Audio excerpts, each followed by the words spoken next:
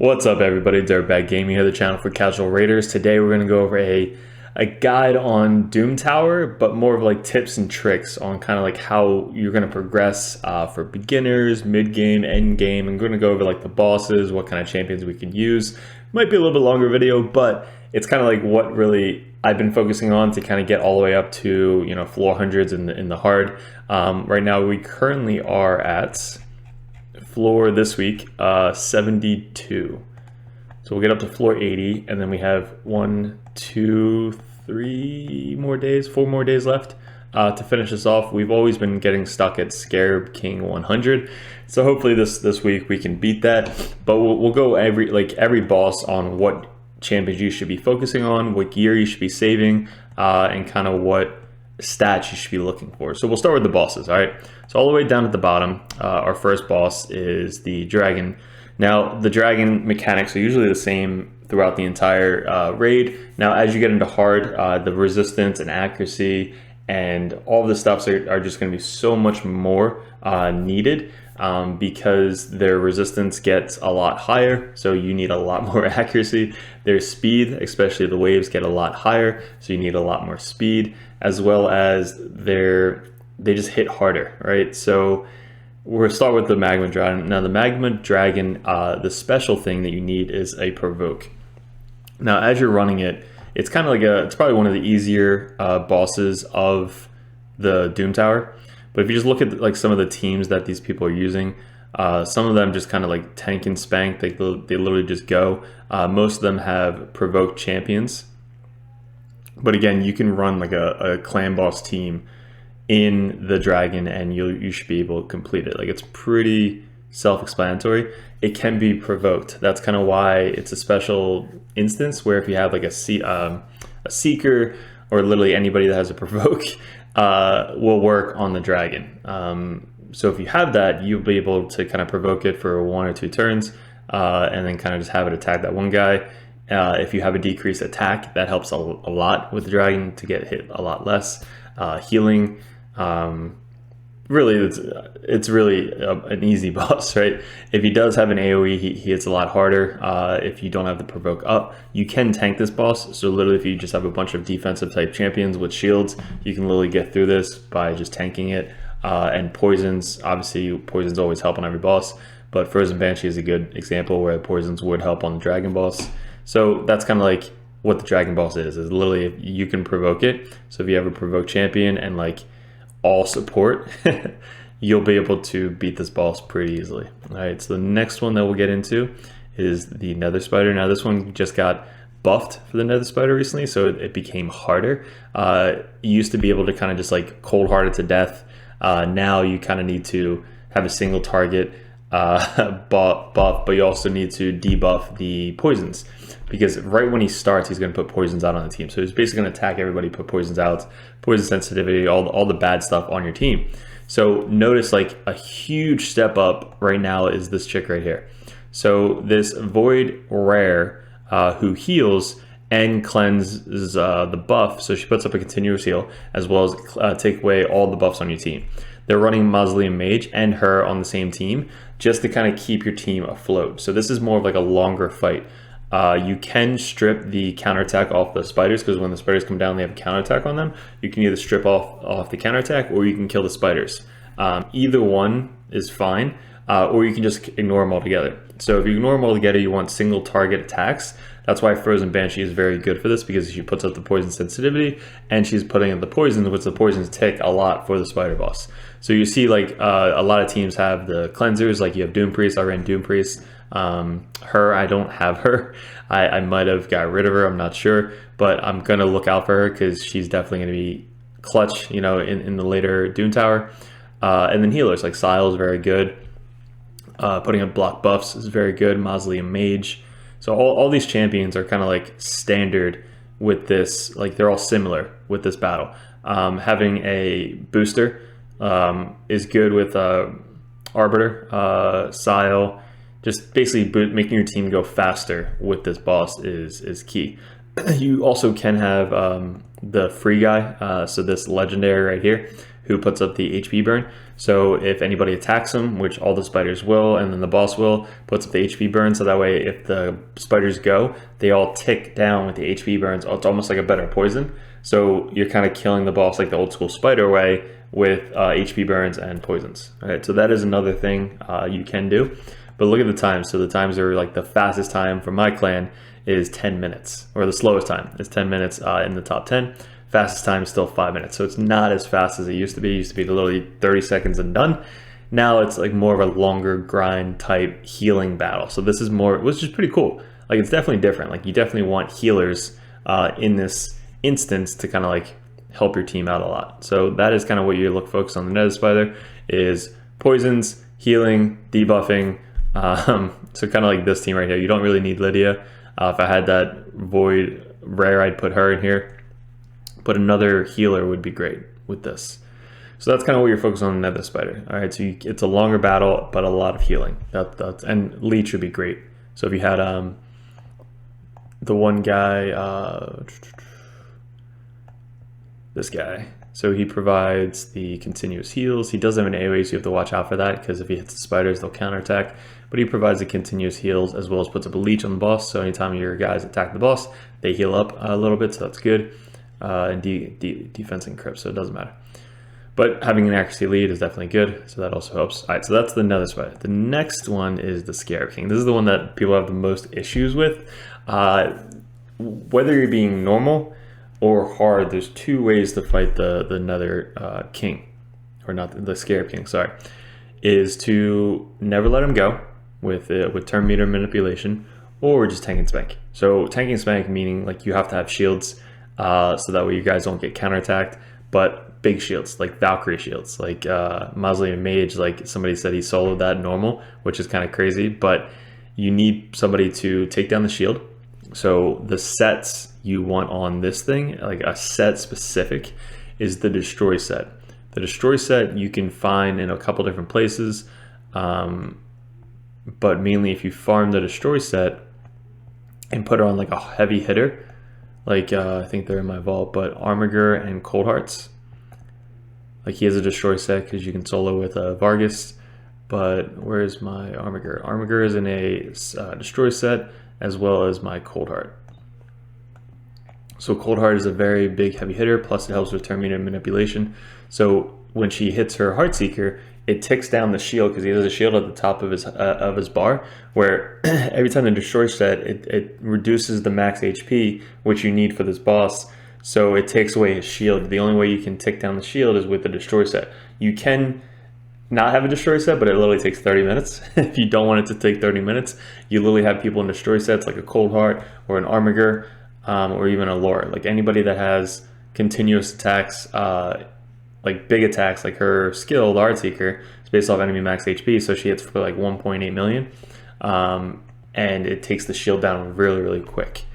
All right, so that's kind of the thing you need, is this Destroy set, which is reduces enemy max HP by 40%. So damage dealt reduces by 40%. So everything that she's doing, 40% of that is taken away at their shield. All right. So the next thing to focus on with this guy is turn meter manipulation. There's a bunch of champions out there that help with the turn meter. These are some examples of them. Cold Heart helps it with her Heartseeker. She has it on reduced speed. Reduced speed very helps with Scarab King. If you get the reduced speed on Scarab King, it's like Sile, High Katoon, anybody like a Stag Knight, anybody that reduces speed will definitely help out with this boss. But she also has 40% turn meter reduction on one of her skills. So it puts up a reduced speed and turn meter reduction, which is very good. That's why I have her in here. And Allura, she's a weak affinity, but if you have her 100% crit rate, she gets 3 chances to attack the boss and can bring it down by 75% turn meter if they all crit. So sometimes there are weak hits on her, so that's why if you do want to run, you can run 2 Allures, which I'm thinking about doing, but she's probably the best turn meter boss reduction champion that we have, even though it's a weak affinity. Armiger, again, another very, very good champion, late game champion, but it's a common or uncommon champion. His A1 attacks one enemy, decreases turn meter by 30% if it's critical. You want him to also, like Allura, have 100% crit rate and accuracy. Obviously, all these need accuracy if you want a turn meter reduction, especially Cold Heart.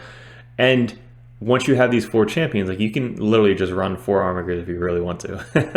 You just have to make it through the waves, which might be a little bit harder. Once you have that, the next thing you need is a shield champion. There's a bunch of champions coming out now that have shields that are like on continuous cooldowns. But the perfect example is a Metal Shaper. Metal Shaper puts a shield up on your team for 2 turns on a 2-turn cooldown. So he starts himself with a shield set. So that way if he gets into the final boss and he doesn't have his cooldown up, at least the team still has a shield.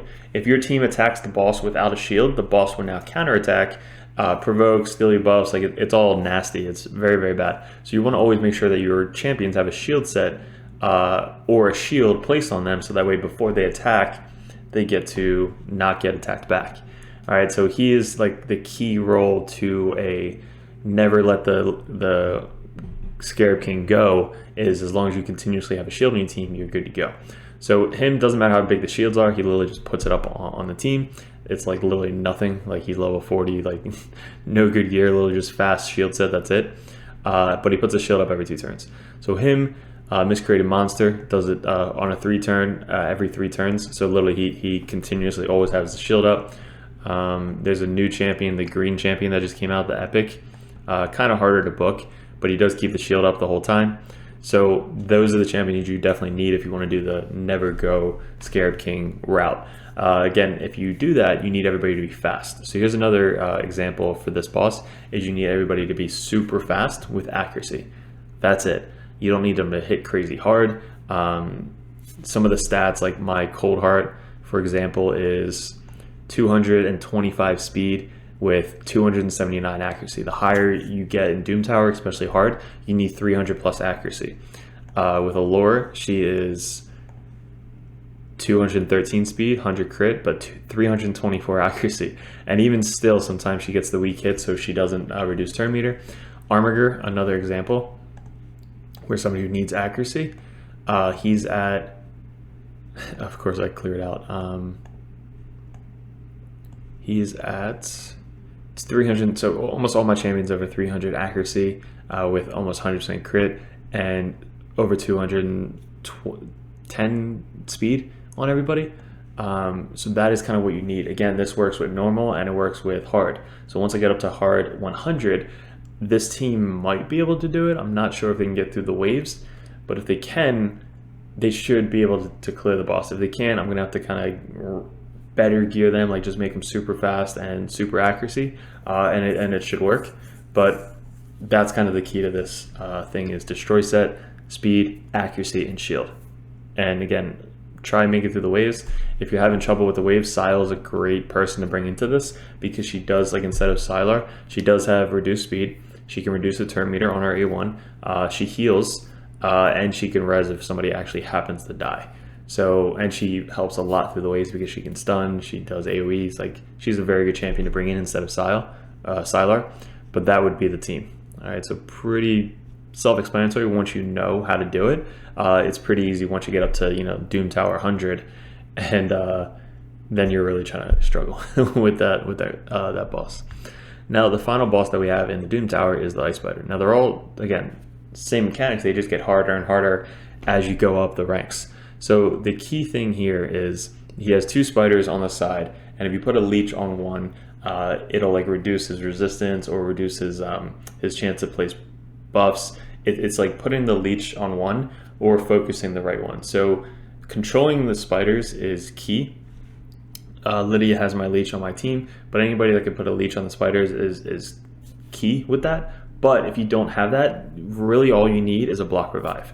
So Armiger, again, is very good for this boss because he does have his block revive on his A2. And if he has his masteries, which he should, then he's able to kind of hit really hard on the spider because it's off of enemy max HP. And if he has War Master, then he's able to kind of like just at the very end when the boss is low health, he's able to just kind of wipe out the boss and block revive. So that way the boss can't come back. That's one way to do it. All right. So this spell right here. Enemy max HP, defense, and block revive. He's an uncommon with block revive on a 2-turn. So if you bring Sile, which I would suggest bringing Sile in with this boss, Sile can, like, if he dies early on, you don't have to. He'll keep resing back up, but if he's too weak, which most of the time my armor is, he'll die, and I'll just leave him dead until the very end. And then once the very end comes, I'll res him, and then he'll just walk in, do the killing blow on the spider, and then the spider can't come back. Obviously, if you have a Lydia, she has the block revive innately, so that's obviously another thing. Or if you want to kill the spider, you have to make sure that it has a HP burn on it before it dies. If it does not have the HP burn on it, or you don't have a block revive, it will then res back up at 50% HP, plus the 2 spiderlings at 50% HP, and then you'll have to try to do it again. Now the spiderlings cleanse the main boss, so again, if you don't kill the spiderlings, they're just going to keep cleansing the HP burn off the boss. So that's kind of why you either need to focus them, put an HP burn on them, stun them, or do whatever you gotta do. I usually, when I first start, I just kill the spiderlings as fast as possible, and then I went after the boss. It does reduce the turn meter or the resistance a lot once the spiders are down. And if an HP burn is on it, it reduces the resistance a lot on the spider.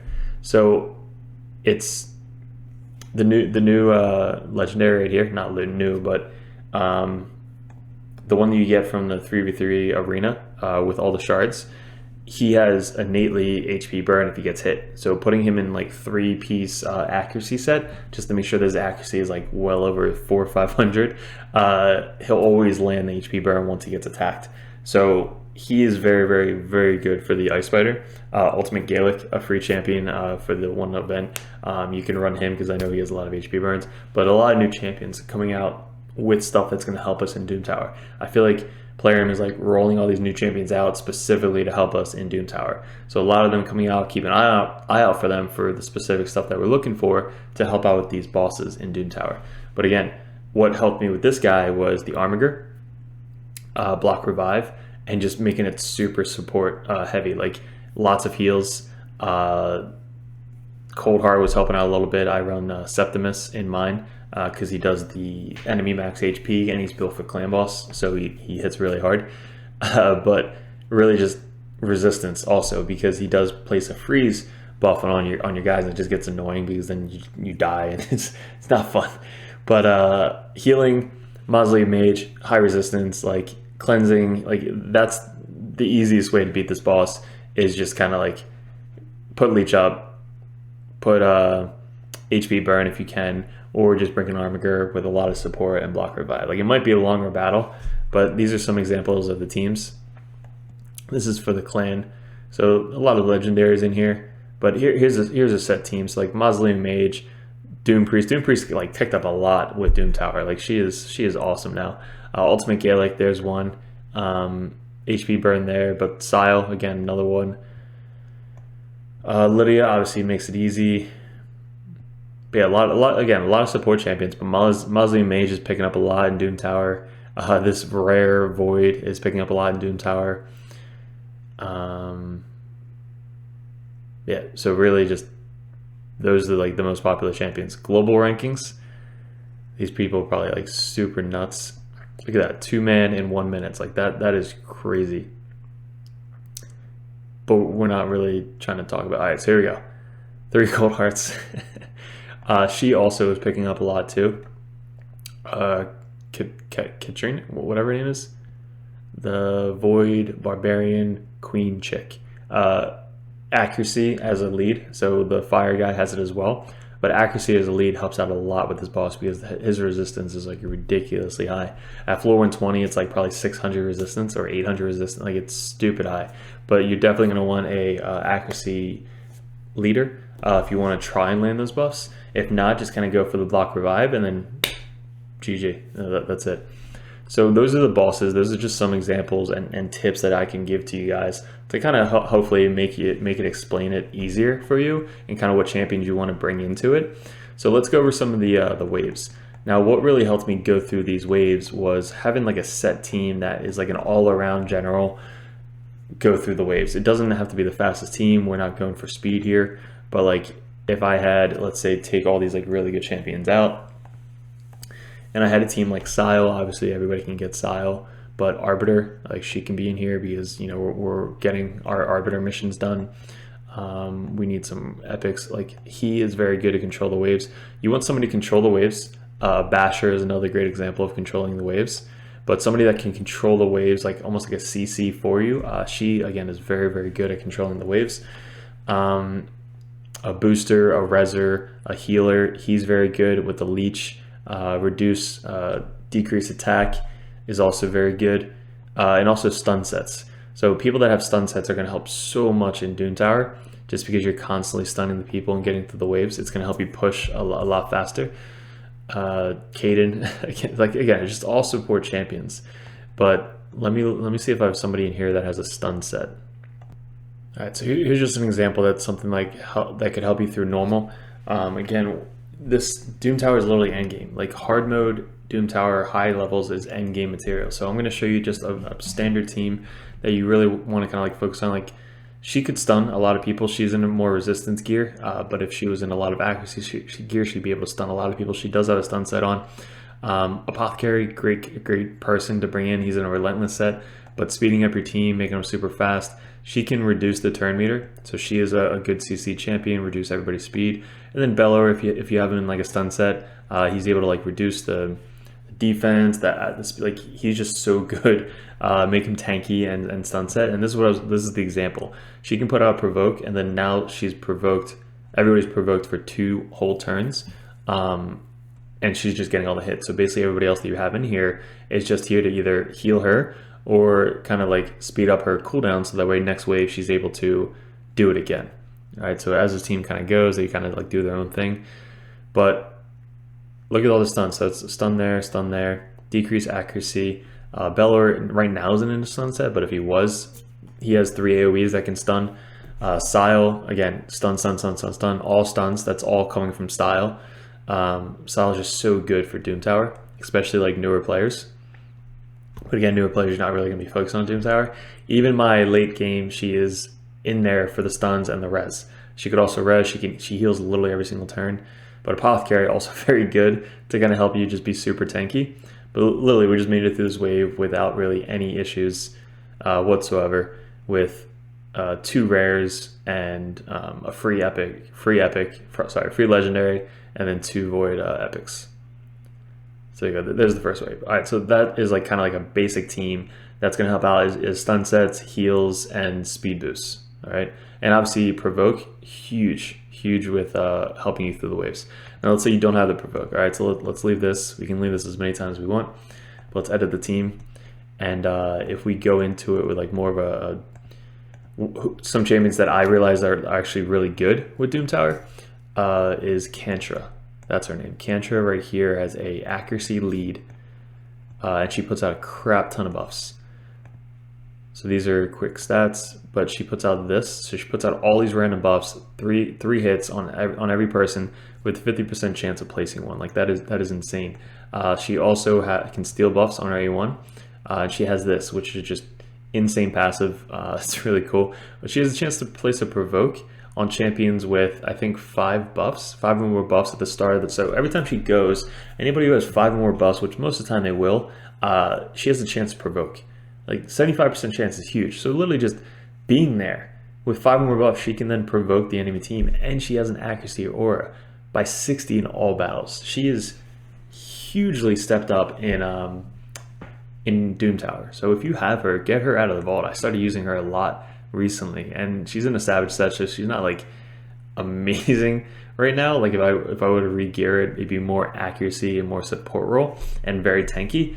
But also very good is our new guy, Iron Brago. So he has an extra 60% defense, or 34% Doom Tower defense. He also has a passive which increases everybody's defense by 10% just for him being there by his defense. So it's an extra 600 for my guys. He has a provoke right here. He increased everybody. Like he is a huge champion for Doom Tower.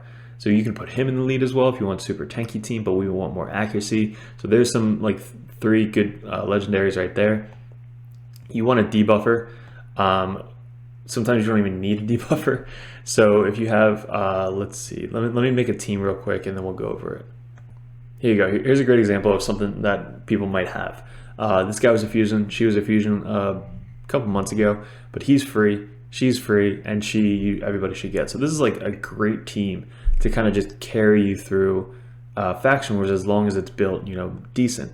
Again, he could be replaced for a buffer. He does have an AoE decrease turn meter, which is pretty cool, but there's really no debuffer on this team. Like she, I don't think has it in all this stuff. She has debuff block, decrease attack, decrease speed, weaken. He has one target debuff.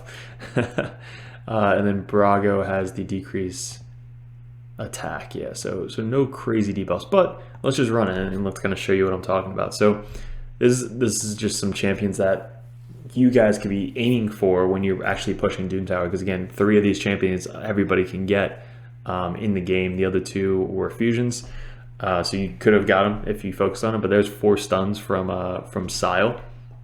There's a lot of debuffs from Kantra, some more debuffs coming in. And then let's see, he's got 5 over here, so let's see if he gets provoked. Once Kantra goes, then we'll see if she gets provoked. Hopefully he doesn't die. There you go. So place the provoke automatically. That happens for everybody. So if you have somebody that puts out poisons like a Bad L, that's 2 poisons. You have Kantra that she does her AoE, puts out debuffs. Like literally there's so many champions in here that put out debuffs. Kantra's almost always going to have a provoke out. Like it's such a high chance to get the provoke. But for now, she's in the Savage set, so she's literally just doing some damage and stealing some buffs. There you go, put out some more debuffs. But I kind of took away some of her accuracy to make her more tankier because I was pairing her with Iron Brago. But look how much defense like this team has. A lot of these champions are just so much defense. He's a defense champion. She's a defense champion. Sile's a defense champion. Obviously, Iron Brago is bringing in 6,000 defense, but my armor girl has probably like 3,000, 4,000 defense, not including the increased defense from Brago and the 10% from Brago. Like it's just such a good team. Again, not the fastest run, but still controlling the waves, stunning a lot of people. You can do this manually. Like if I would suggest anything, it would be do Doom Tower manual if you can't auto it like for, you know, easily. I guess another person would be great is a cleanser. So like somebody that can actually take off these buffs would be good. Like a Madam Saris. We actually just got Madam, so we could probably use Madam in here. Who else could be good? Anybody that has a block buffs. Or start targeting and focusing. So that was a block revive. So if I were to do this again, I would do this on manual. There you go. So anybody that you see with like block revives, you're going to need a team that can counter that. So let's go back because we can't res them, obviously. Like when I did Doom Tower, getting up to Doom Tower hard, it was all manual. Like all hard Doom Tower is manual. The normal was the auto runs. But if we edit this team and we take out, let's go again, her. So if we bring in her, we can control the waves. If we have a reset guy like Prince Kaimar, he can reset her cooldown. If we have, who else? Let's bring in her again for the accuracy. And then actually I think I took off a lot of her gear. Yeah, she doesn't have a lot of gear, but I'll show you as an example. And then and any other healer. So let's just bring in him. So this could be like a standard team where she will control the waves, and then you have like the DPSers. So I'll fast forward to that wave 2 where we died, and I'll show you how we control those waves on manual. So now we're at wave 2. I didn't really pay attention, so I don't know if she has her thing up, but let's see what we can do here. So I'm going to focus on these guys' cleanse. So I want to try and control them, but also watch out for their block revive. So she's stunned, so I can kind of ignore her for now, so I have to really focus on that chick back there. So when we speed up, we need to stun that chick all the way in the back. She didn't get stunned. We didn't die yet that turn, but let's put this up. They're probably going to cleanse it, or she's going to cleanse in the back. There you go, so she cleansed it. But that's what you do, is like she would put out her provoke on everybody. So that way everybody can't do anything. They're literally all just going after her. And you kind of would aim one guy down at a time. So controlling the waves with the stuns, with the decreased turn meter. But she is huge. Enchantress is amazing in the Doom Tower. I actually did, I say this is a bad example because I wasn't paying attention. But I actually had 2 Prince Kaimars, her, Sile, and like Bad El Khazar, and that literally was just all poison team. Like I literally just put poisons out everywhere on everybody, and they would just die from poisons. And then she would just keep putting up her provokes because I kept resetting it and clearing off her thing. So literally everybody was just dying with poisons. All right, so let's get out of here. And here's another example of what you can do. If you guys have Seer, okay, you can build a team around Seer to kind of help you just cheese your way through Doom Tower. So you might not have all these champs, but you can sacrifice some of these other champions for other champions. All right. So example, Bad Elk Gazar is a great example with Seer. But if we put Seer in here, Seer actually used now for endgame for Doom Tower. But these two, you can have a Mausoleum Mage.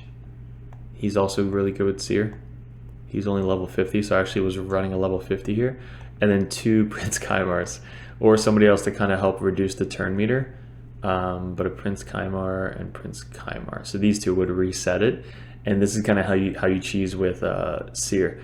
When I was doing this, this one had like 250 speed, so he would actually go first, just so I can reset it on wave 2.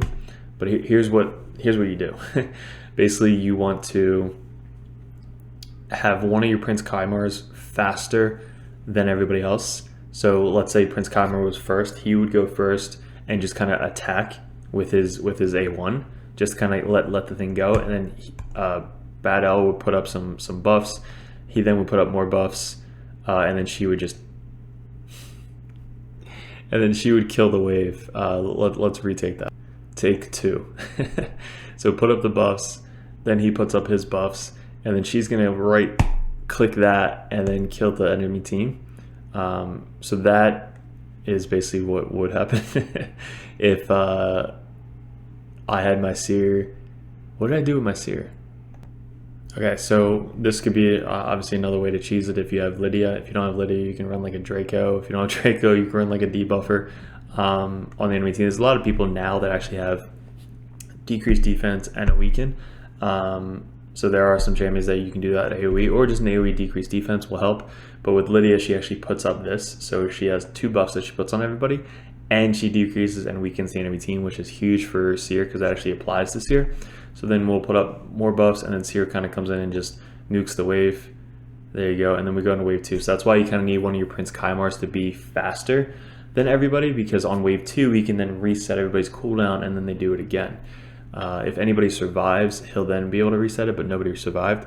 So we just do this on this guy, so hopefully she doesn't strip it. We procced Relentless. She then goes over there, didn't do anything.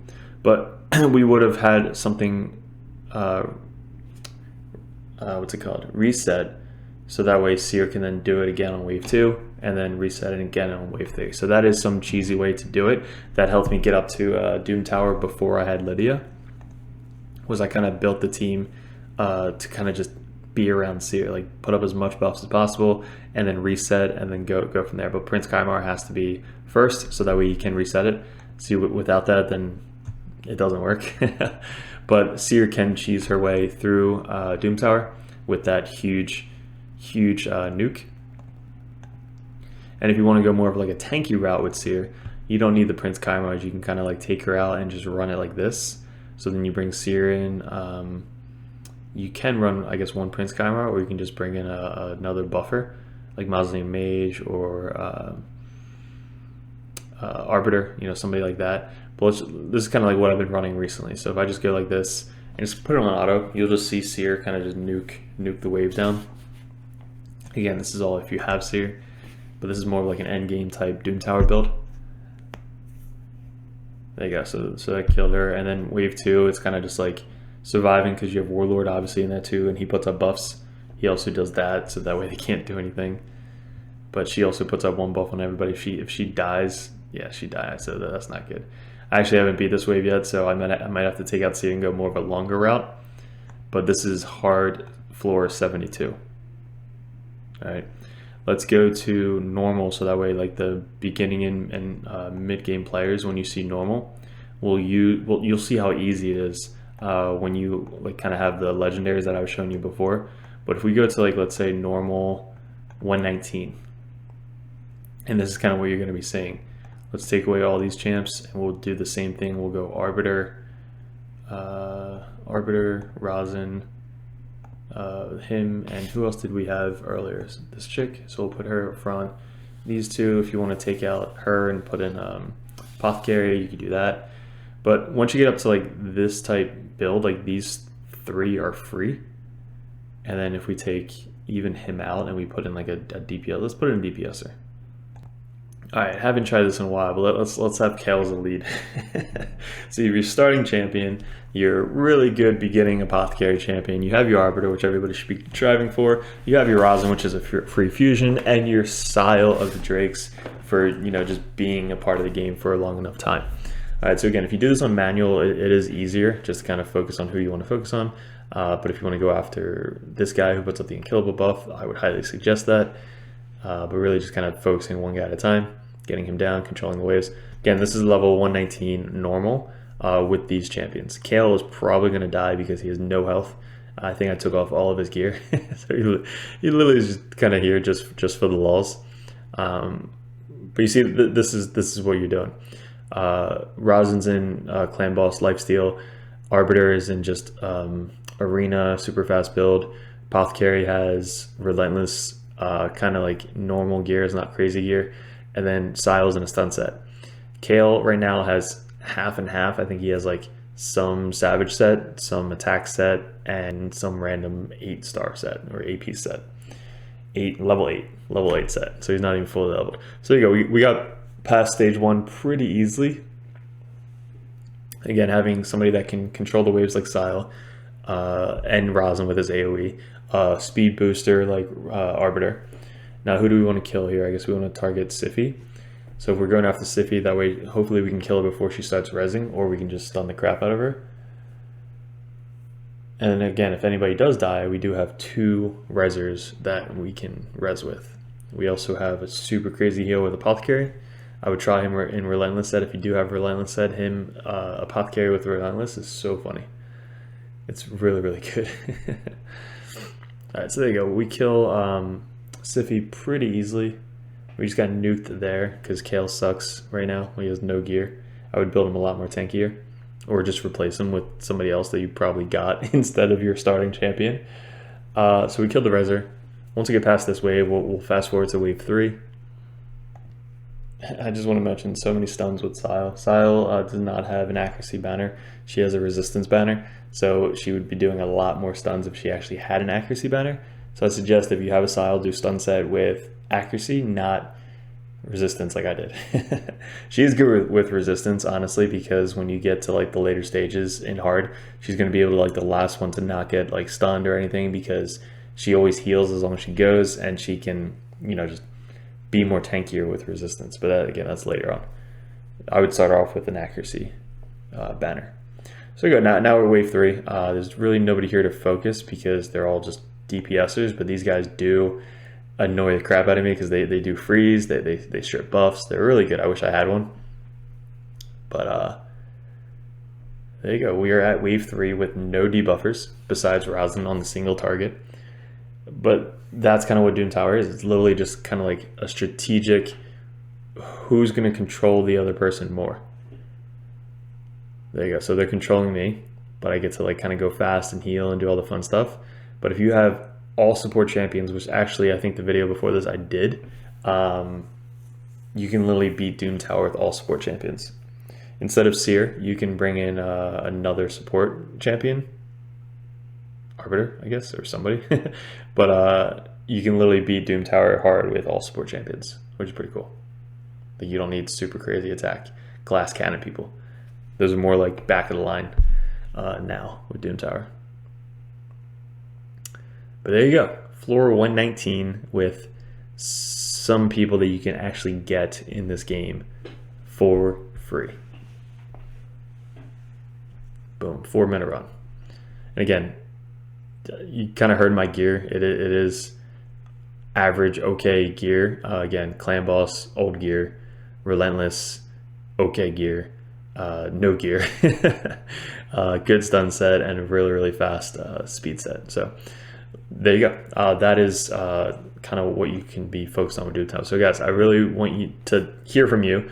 Let me know if this helped you out, if any of these tips are like, oh, I didn't know that, or oh, I should focus on that. And let me know what you guys want to see next. So if you guys want to subscribe, hit the subscribe.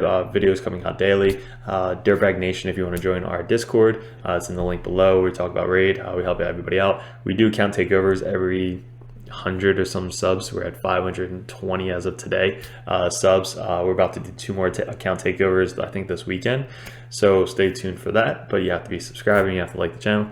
So let me know what you want to see next. Let me know again if this helped you out. I appreciate you clicking on the video. Appreciate my fellow dirtbags. Good luck with everything, and we'll see you in another video soon.